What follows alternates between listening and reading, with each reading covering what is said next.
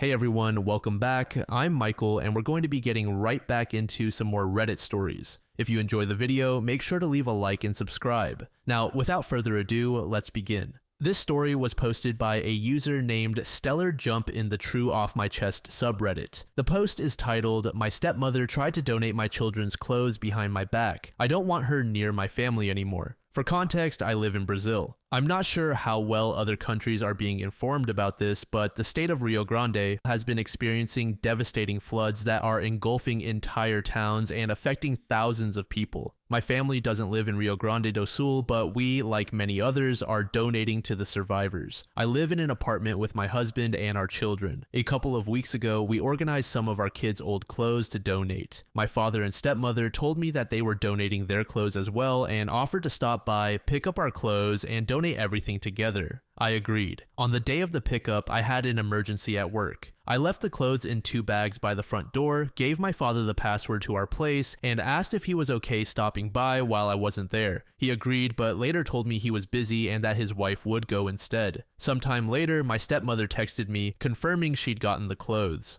When I got back home, both bags were still there. I was instantly confused. I started pondering what clothes my stepmother had picked up, which led me to check my kids' closets. Sure enough, half of my daughter's clothes were gone, as well as about a third of my son's. I called my father. Thankfully, they hadn't taken the donations anywhere yet, so I was able to get everything back. My stepmother explained that she couldn't find the bags, so she just went to the closets and picked up whatever looked like it wouldn't fit them anymore. If anyone else had done this, I probably wouldn't be this upset. Sure, the bags were right by the door, but I've been inattentive before. It happens. But knowing my stepmother did this drives me mad in ways I can't describe. My relationship with my stepmother has always been strained. She was emotionally abusive towards me and my little sister when we were young. I could write a book about the damage she caused, but there's one particular aspect of the abuse that's relevant here. Early in her relationship with my father, she put on some weight. When she started making efforts to lose it, she decided that the entire family needed to do so as well. She told me and my sister that we were obese. She forced us both into increasingly restrictive diets and tried to monitor what we ate at our mom's place.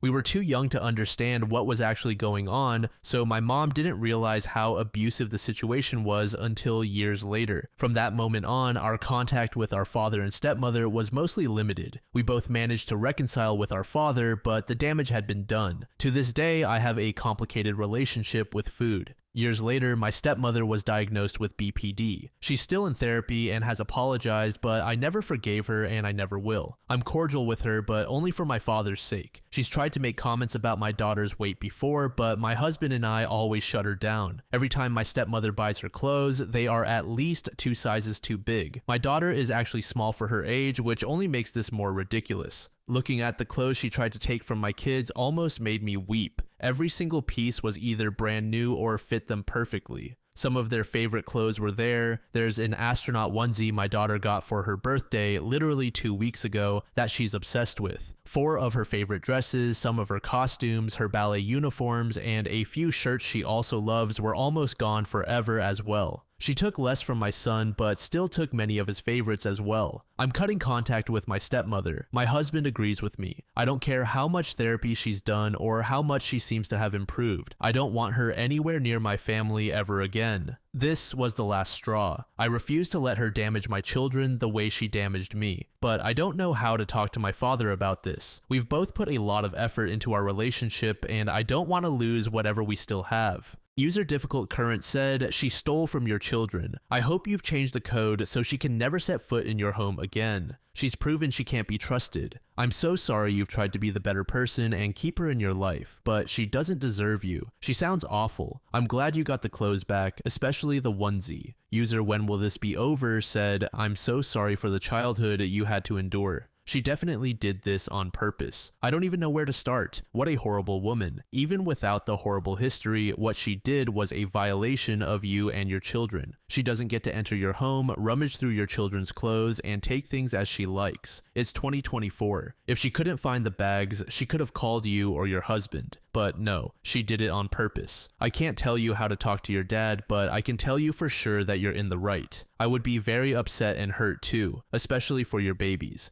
You're a good mother for trying to protect them from that. The one thing about your dad, though, is that he failed to protect you as a child, and he brought that woman into your life. His feelings are not your responsibility. He dug his own grave and should be held accountable for it. If he wants to be part of your life, he has to put in the work. It's not your job. I wish you the best, and I'm sorry you had to experience this. User 3 Fries Short said, "You are putting your kids first. Good for you. I once had to remove my father-in-law from our home and it really upset the kids. You are avoiding any potentially upsetting confrontations by removing her from the guest list, which keeps your home a safe space." Update. I spoke to my father a few days ago to inform him that my family would be cutting ties with his wife. There's not much to say about the conversation itself, but we did have a small fight about it. From his perspective, I think it was more of an I'm upset fight than a I think I'm right fight, so it wasn't too hard to get him on my side. I had written a draft of what I wanted to say, but I only used half of it. I focused on the facts first, as that's usually what works with my father. His wife raided my children's closets without permission and stole clothes they still wore and treasured. I also sent him a picture of the bags I'd left by the door, which proves she couldn't have walked into my apartment without seeing them. Another topic I brought up was the way his wife abused me during my youth and how I'd seen traces of that behavior towards my daughter. Over the years, my stepmother has apologized for how she treated me more than once. I never bought it. She would say those things, but never change anything about how she acted. No amount of therapy or education or conversations will ever be enough.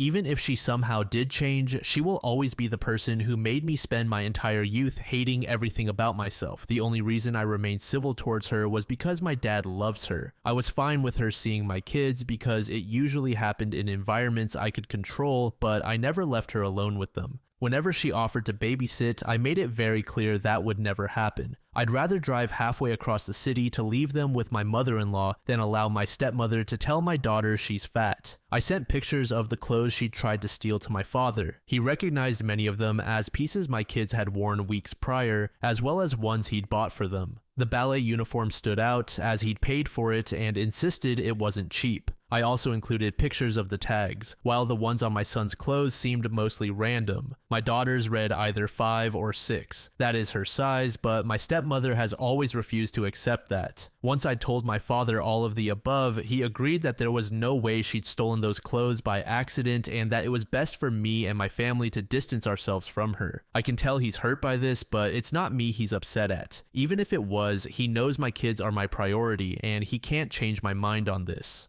I allowed him to tell his wife. She's trying to contact me, but I've been ignoring her calls and texts. Before the week is over, I'll decide whether to block her or just keep her on mute. My children aren't dumb. They will notice her absence, but I don't think they'll care much as they were never close with her. She tried to play a grandma role with them, but it never worked. It's great to know my kids won't miss her. My husband and I are trying for a third, and I'm glad they'll never even meet her. I'm still very upset. As much as I've always known she would never change, stealing from my children was something I could have never imagined she'd do. But I am much better than I was last week, which is enough for now. Thank you for all your love and advice.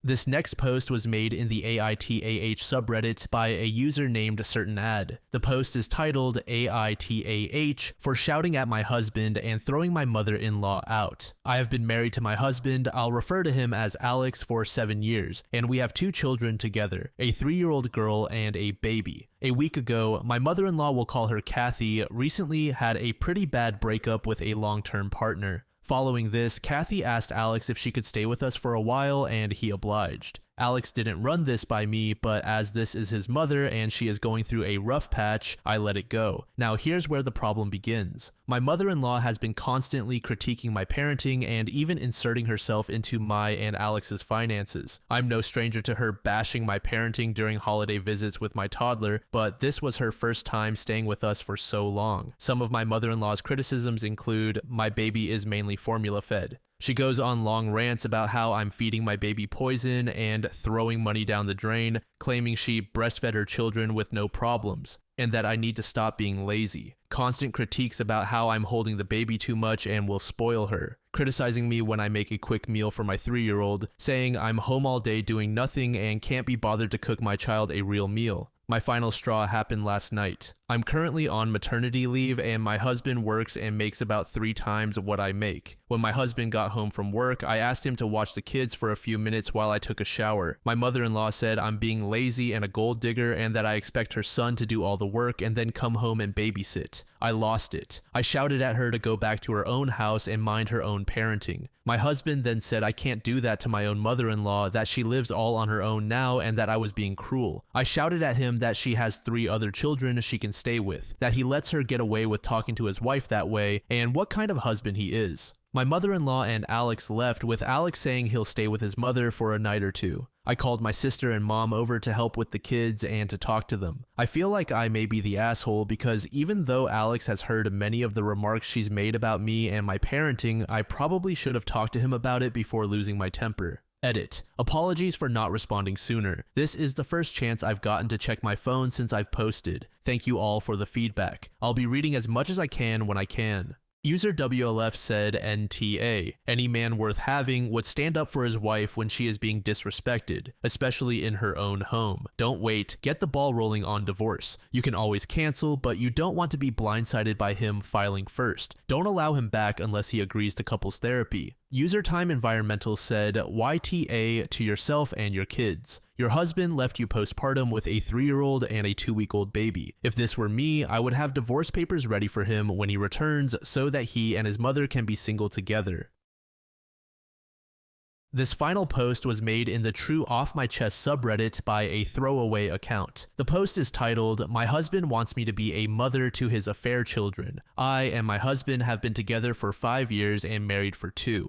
I met him at the church I started attending when I moved to a new city to begin my career. I work for an insurance company and he's a pastor. I know that we have a notable age gap, but he was always kind to me and made me feel special. A week ago, he came home and told me we needed to talk. He was in tears as he revealed that he had been having an affair with one of our community members and that she had been pregnant with twins. She went into labor, she and one of the twins died, while the other is in the NICU. He said we need to step up and that he wants me to turn my office into a nursery and set up a cot in the room so we can take turns caring for the baby. I became distressed and told him I wanted some time to think, that I was not sure I wanted to do this. He told me that I had made a vow to him in marriage and that God had blessed us with a child. He said, this is our cross to bear and that God will never give us something we cannot handle. I told him it seemed God had given her more than she could handle because she had died. He slapped me and told me that I needed to serve my husband, that God had chosen me as this child's mother, and that I needed to be his humble servant. I just feel so strange. Yesterday, I cried so hard I threw up. This woman died, yet I feel bad for myself. I feel so ugly. I wanted children and was saving for IVF because I am infertile. But now that I have a chance to have a child, I do not want it. I feel like I'd be robbing its mother's grave. I pray to God, but if I'm being honest, it's never felt like anyone was listening. I feel like I've truly seen my husband and he no longer looks kind. He looks his age and very tired. I want to abandon him and the child. I'm only 29, I can start over. I have a remote job, so I could take a day off when he goes to the NICU, pack my essentials, and leave. Neither he nor the child deserves this, and although this is my circus, that is not my monkey. User Stop Spam Calls said, leave, leave, leave. You cannot trust this man. You have absolutely no obligation to become his mistress's child's mom.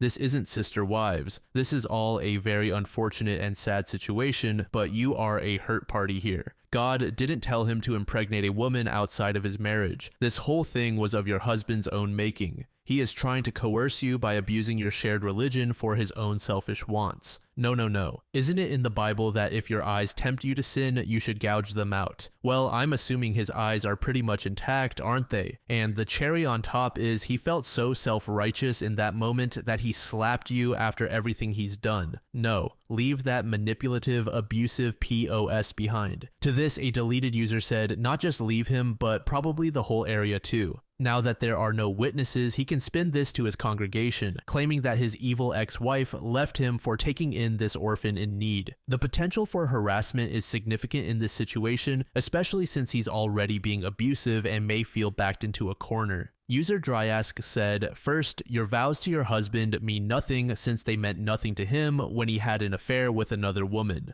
Second, your husband is the typical piece of work who does horrible things but hides behind religion. Third, your husband hit you. That is absolutely not acceptable, and I don't care what you said first. Fourth, leave immediately and divorce his lying, cheating, abusive, manipulative ass. Update. I just want to thank you all for the support. I'm still processing everything and I just need a little time. I don't feel unsafe, just unloved, like I'm not enough. My husband did apologize for slapping me and continues to express regret, but he can't take it back, just as he cannot take back impregnating another woman, which ultimately killed her. I'm feeling so disillusioned with my whole life right now. I know I should leave. I know that there is a world out there that will not treat me like this, but I am scared of change. I am working on a plan to leave and getting my ducks in a row for when I'm ready to go, but I am not sure when that will be if I choose to leave. Many have suggested that I should report him to the police for slapping me, and they're probably right, but that would likely cause me more problems than it would be worth. If I leave, it might make him want to contest the divorce more, and if I stay, it would cause more tension. I've been working on my left hook though, because I won't let him get away with it again. I'm not violent myself, but I'm down for a tussle because although I'm hurt, I am angry. I'm not sure if there will be an update because I'm still uncertain. I can make all the plans in the world. But the change scares me almost as much as bending to his will. I've been praying about it, but I see no clear answers or guidance. I don't know. Funny thing, I'm jealous of the people saying this is fake. It's like I want my life to be like it was 2 weeks ago. I could read a crazy story on the internet and think, wow, that's crazy, seems kind of fake, and keep scrolling and go about my life. Only I can't scroll away in real life because that's just not how life works. I don't owe anyone proof of my life's tragedies, least of all strangers on the internet whom I will never meet. I do thank all who have given support. I wish I could tell you that I packed my bags and left his sorry ass, but I'm not strong enough to do that yet. It's not that easy in real life, as it turns out. Update 2. I left. If that's all you wanted to know, there it is. For those of you asking how the other woman died, it was an amniotic fluid embolism. I don't know much about those, but I guess when they happen, things go wrong really fast. We lived in a more rural area, so they just weren't prepared for something like that to happen. I didn't leave right away, as I know now that I should have. It just wasn't that easy. I stayed for 2 months. I knew if I did not at least try to make it work, I would not be able to live with myself. Not because I wanted to save my marriage, but because the what-ifs keep me up at night enough as it is. I went to marriage counseling with my husband, but it was ultimately fruitless. Of course, it was Christian counseling. I felt like their goal was for me to forgive him rather than actually trying to help me. I was so utterly alone during that time. My parents and brother are also very religious, so even though they weren't happy with my husband, they kept urging me to do what a good Christian wife would do. I spent so much time suffering in my own head that I began to realize I was just going through the motions, doing what I thought people expected of me. I entered a state of derealization for a time, and that was an absolute mind of asterisk CK. The feeling of nothing being real, not even myself, was horrible. During this period, my husband brought his baby home, and while he tried to split the care 50-50 at first, he ultimately didn't trust me to look after the baby because I was lost in space. So he ended up being the primary caregiver. When I was with the baby, all I could think about was how its existence ruined my life. It would look at me with big blue eyes, and I would just wish it would disappear. There were times when I actively resented the baby and even wished it would stop breathing. That was when I knew that I needed to leave. Blaming a baby and wishing ill upon it was not okay. I don't remember much about this time besides that. It's mostly a blur otherwise. I sought services through my work to talk to a therapist, and she eventually helped me come back to Earth and make a plan. At no point did I fear my husband. I truly believe the slap was a one-off event. However, screw him. He doesn't deserve closure. On a night he had a long Bible study, I packed my essentials and left. Since I met him pretty quickly after college, I didn't have much in terms of furnishings. I fit everything I wanted into 3 suitcases and 4 moving boxes. It all fit into my SUV after some mediocre Tetris skills. I was able to change my phone number online before I left, but I did leave the divorce papers under his pillow with my lawyer's contact info, kind of like the Tooth Fairy but for adult assholes. I was the breadwinner. In my state, we were not married long enough for me to pay spousal maintenance. At least that is what my lawyer said. I own my vehicle outright. We had our own bank accounts and a shared expenses account. We filed taxes separately, and the church owns the house. He's being an ass about it all, but I'm hoping it should be resolved soon. I got a decent apartment in a city a few hundred miles away. I've never lived in a city this big before. Everything is so expensive, but besides that, I like it. I found a new therapist, met some new friends, and discovered a new church with loving people. While I still have my days, for the most part, I'm content. I think it will always hurt on some level, but I'm working on taking my power back. I turn 30 next month, and I'm hopeful it will be the start of my best decade yet.